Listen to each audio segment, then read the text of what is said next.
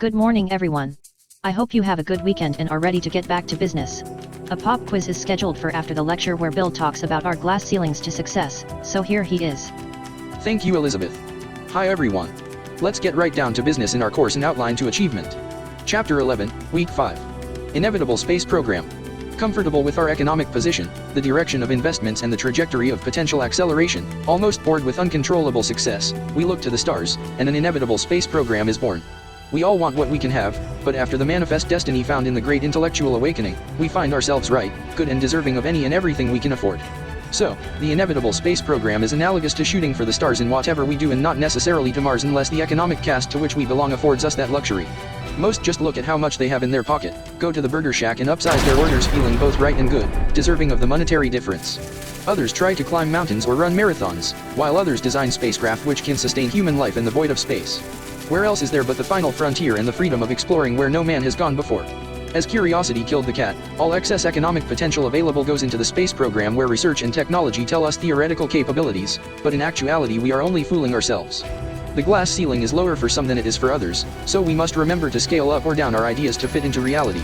What good is a spaceship, if we can't afford the fuel, and how will we know where we are going, if we can't see? So, we must do feasibility studies to determine a safe distance we can travel from Earth or if upsizing our burger combo is in our budget. This research encourages exploration in a desire to colonize and impress our form of civilization on other places.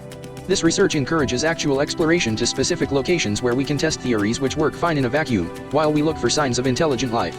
As there is no way to know what we don't know, we are attracted to specific locations where we begin in alternate municipalities where we can see if our product line can sustain itself. If it is successful, we can move on to supplying the line in outside states. Then we translate where we must and offer the line in foreign lands. In these specific locations we must test theories where we can determine the gravity of our product and whether it can weather the test of time.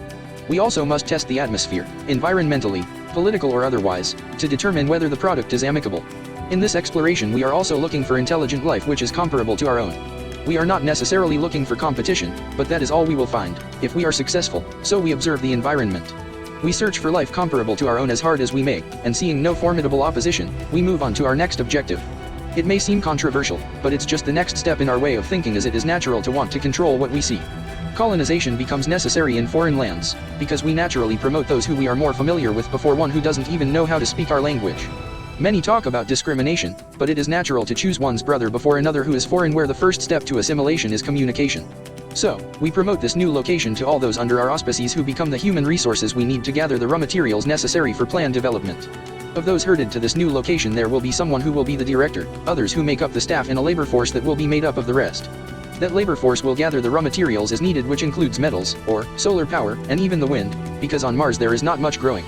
The director who receives instruction and advice from the home office must develop his/her own plan for success.